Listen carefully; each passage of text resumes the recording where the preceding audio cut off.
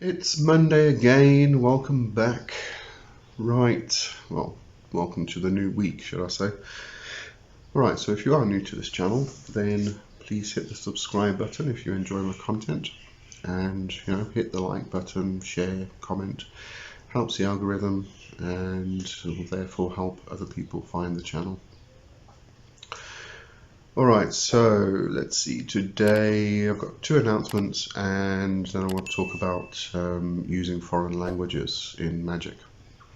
Alright, so announcement one is, if you haven't seen the community post, the Red Cover Magic School, which was $100 a month, is now $50 a month.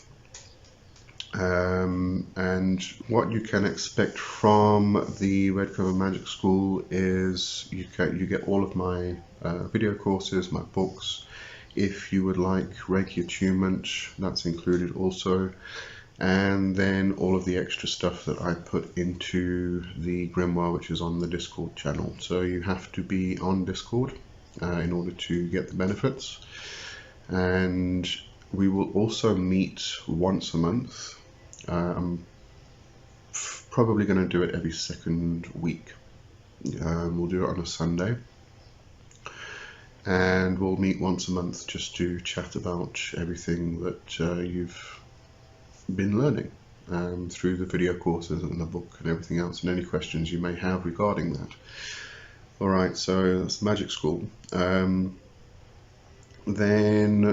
the other announcement is my podcast. So what I was previously doing was doing it seasonally. So every 3 months I was doing 3 months of podcasts once a week.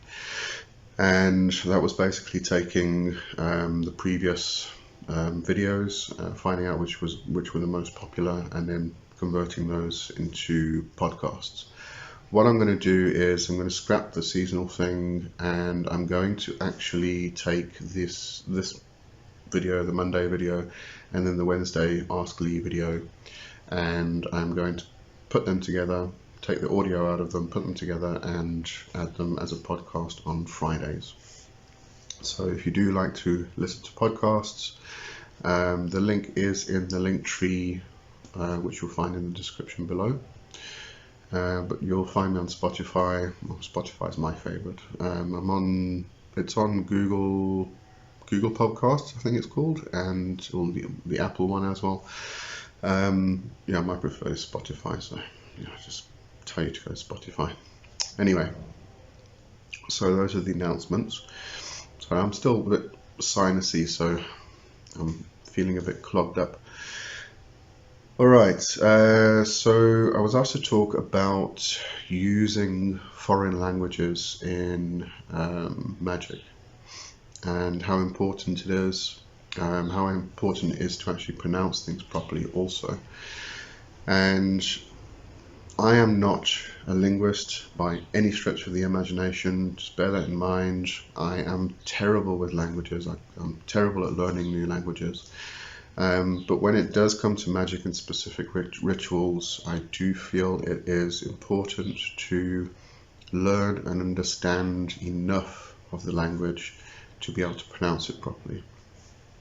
So if you're doing a ritual which has Hebrew, for example, then learn how to pronounce the Hebrew words and learn how the letters are actually pronounced. Like an I, which is an English I, would be pronounced as an E. The A, the English A, would be an R, a long R as in father. All of these things. So learn how the language is spoken, how it is pronounced, so that when you do go into ritual, you can at least say the words and the names of power and such things in its proper context. Now, a lot of people, I'm going to take the example of the LBRP, the Lesser Banishing Ritual of the Pentagram. A lot of people will go around the circle and they will pronounce the names of the archangels in an English fashion. So it would be Raphael, Michael, Gabriel, Uriel, I think that's how people pronounce them. I know the Michael and Gabriel. That's the glaring obvious ones. Now, when you are speaking these names in the proper Hebrew pronunciation, then if you have a look at the word Michael, it's M-I-C-H-A-E-L, right? So the I in Hebrew is an E sound, the A in Hebrew is an R sound, and the E is an E. So you would actually be saying me, and the CH is a guttural ch sound, as in Loch Ness Monster. All right, so it's I can't do it at the moment. Sinusitis. A ch sound. All right, so it's me, ha, L. And also with Hebrew, what you'll find with the names of power, the archangels and such things, is that L at the end has a guttural stop to it. So if you were to read it, it would be M-I-C-H-A, and then there's a little guttural stop like an apostrophe, and then E-L. So you don't, when you're actually saying the name, you don't actually notice that guttural stop. It's Michael. So there's a slight pause there, very, very slight pause. Michael. So I'm not exaggerating here, obviously. But just bear that guttural stop in mind, because it's considered to be a pause to recognize the power of the universe, the power of God, El. All right. So there's a specific reason you do it, specific recognition. So if you are going to say these names in proper format, you have to take all of these things into consideration. So speaking in the Hebrew, speaking in Greek, these are things which we find in specific rituals that we may be performing. There is absolutely nothing wrong with speaking your native language in ritual and spell work. Absolutely nothing wrong. There's a sacredness to every single language.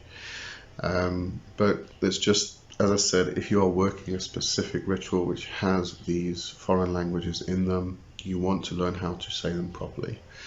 And when we look into the older languages, and if we look into Hebrew, every single Hebrew letter has a spirit attached to it.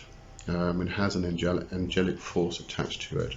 So there is a particular sacredness to Hebrew language. If we go into Sanskrit, wow. And there's actually a really, really good book I read recently regarding Sanskrit. It's called, I will get the name now, it's called Mantra, Yoga and Primal Sound, Secrets of Seed or Bij Mantras, and it's by Dr. David Frawley. Now, you get a hold of that book, brilliant book, especially if you want to use mantra in your practice, specifically Sanskrit mantras. The book goes through the Sanskrit alphabet and really examines it. It goes through the vowels, it goes through the consonants, it goes through all of the different aspects of the alphabet itself, and it takes each letter and it examines each letter. Now, the Sanskrit alphabet, all of these sounds are said to be, they were the sounds of creation. Om or Om being the first one. And there's also Im, which is also considered from the different scriptures to be the same creation sound, if I can call it that, as Om. But when we are using Sanskrit mantras, again, good idea to learn how to actually pronounce all of the different letters, especially when we have things like and Om, Im and Im. There's different ways to actually say the same looking letters. I mean, if transliterating them into Romanized English, or Latinized English, or I'm not sure what it's called. But if you take the actual Sanskrit letter and you turn it into something which we can read in English, so the letter im would be an im, for instance. But then we have im with a long e instead of a I. So there's all these ways to pronounce the Sanskrit letters themselves, and you get to know them, and then you can pronounce them properly. You can therefore then pronounce the words properly, and you can really then activate and use the Sanskrit letters and the mantras to the best of their benefit. Now, what I've found recently is quite interesting. I join a satsang. It's my afternoon. It's done in California, so it's their morning. So the satsang that they do at the Devi Mandir, it's recitation of different scriptures for an hour and a half by Swami Adaitinanda. And what I found is actually very interesting. About a month ago, it was a Sunday, and I was not feeling emotionally stable. I was feeling just worthless and just horrible. And I realized this isn't me. It's not my usual kind of emotional state. But I could not shift it. Just couldn't shake it the whole day from the time I woke up. And that afternoon, I was going to skip the satsang because I just wasn't feeling it, and just didn't feel like doing it. I thought, no, let me sit in and just listen. And so I sat in, and the recitation began. And at the time that he was doing the Ganesh Puja, and all I was doing was just listening, just sitting there. I was drinking a cup of coffee, and I was just listening. That's all I was doing, And I could literally feel my mood shift. All of that bad emotional stuff just lifting off. It was quite amazing. So, listening to proper recitation of Sanskrit language and the scriptures and stotrams and things like that, the pujas, it's incredible. It's amazing. The effect it actually has on you just from listening to it. So if you're actually reciting it yourself, that just becomes more advantageous. So, really take those things into consideration. But yeah, when it comes to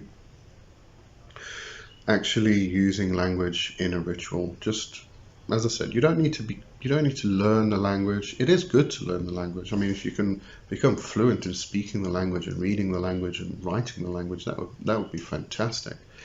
But for someone like me who is terrible with languages, just learning enough to actually know that you are saying things correctly and you're not saying things wrong. So when you are coming back to the LBRP, when you are saying the names Uriel, Michael, Gabriel, Raphael, Michael, Gabriel, Uriel, you're actually saying Raphael, Michael, and then it's Javriel. Now, I was taught that it's not a G sound for Gabriel. It's not Gabriel. It's not a hard G. It's a soft J. And the reason being that the G sound in this instance actually denotes war. And the B is often pronounced as a V. So it's for instance, not Gebura, it's Gevura. So we have Raphael, Michael, Javriel, it's an E at the end of Javriel, and then Uriel. Okay. So yeah, just that difference. I found, just that difference in the pronunciation makes a huge difference. It really does. Before I met Jacobus and he started teaching me practical Kabbalah, I was doing the Michael, Gabriel, etc., and then he taught me proper pronunciations, and just using those proper pronunciations makes a huge difference. And there's very specific reasons for this. When you are vibrating the vowel sounds in the names, you are actually, it's a bit like opening gates. So when you are doing something a bit more advanced and you are moving through the sephira and you are opening the gate of that sephira and bringing that energy in, and you are vibrating the God name of that sephira, for instance, then what you're doing is you are vibrating those vowel sounds at particular points in the body and particular ways, and that's what opens the gates. So when you are, you're not just standing there and going Michael, you are going Michael.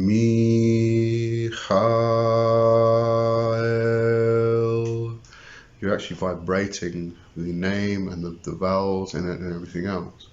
So it just makes a huge difference, and I think you'll probably find the same thing.